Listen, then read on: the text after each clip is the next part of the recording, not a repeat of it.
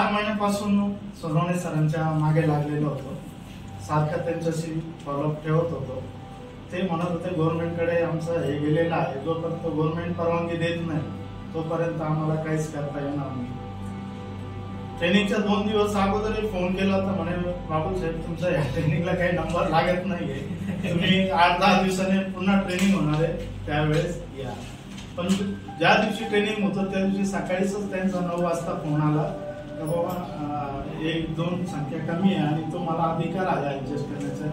ताबडतोब त्या दृष्टिकोनातून मी जरूरला राहतो आणि ते मी 10:30ला हजर झालो। माझा अजून प्रोजेक्ट सुरू व्हायचा आहे, पण सरांनी मला सांगितलेलं होतं की अगोदर तुम्ही अभ्यास करा, माहिती घ्या।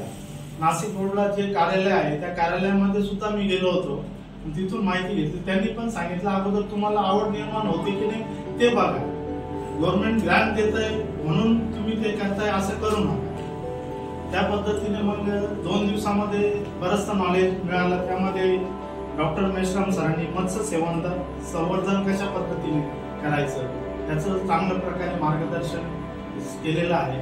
फक्त CO2 ते जरा मी अजून कन्फ्युजन आहे, मी तुम्हाला म्हणजे मी सगळ्यांना परत एकदा सांगतो, ज्यांना ज्यांना वाटतंय काय कन्फ्युजन आहे लक्षात ठेवा, नेक्स्ट टाइम ज्यावेळेस आमचं ट्रेनिंग असेल तर त्यावेळेस तुम्हाला विदाऊट एनी चार्ज 1 रुपयाही न घेता, तुम्हाला जर असं वाटत असेल की मला परत थोडंसं काहीतरी राहिलंय आणि मला परत एकदा रिव्हिजन झाली पाहिजे, तर पुढच्या वेळेस 1 रुपये कॉस्ट न घेता तुम्ही मला कॉल करून पुढच्या ट्रेनिंगला येऊ शकता। 100% त्याच्यात तुम्हाला कुठल्याही प्रकारची लागणार नाही।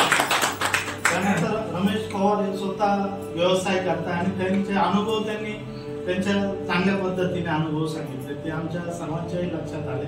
आणि सोनवणे सरांचा तर प्रश्नच नाही, त्यांनी कसं सुरुवात करावी, टँक कशा पद्धतीने बनवावं, त्याचं अंतर किती ठेवावं आणि प्रॅक्टिकल सुद्धा सोनवणे सरांनी अतिशय छानपैकी समजून सांगितलं। याच्या पुढे सोनवणे सर, मेश्राम सर यांच्या मार्गदर्शनाखाली मी प्रोजेक्ट सुरू करणार आहे आणि निश्चितच मला त्याच्यात यश मिळेल अशी आशा आहे। थँक्यू।